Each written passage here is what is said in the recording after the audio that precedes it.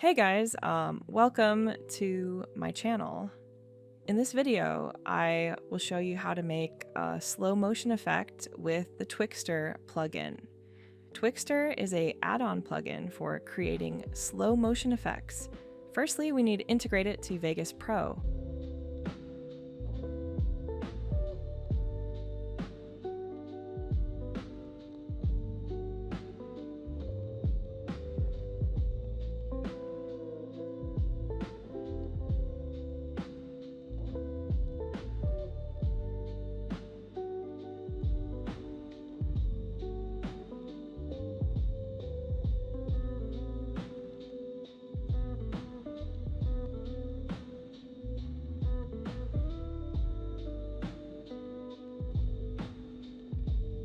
Okay, the next step, we go to plugin section and add Twixtor Pro to the video.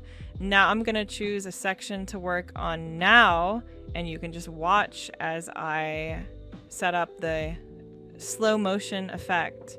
You'll be able to do the same later.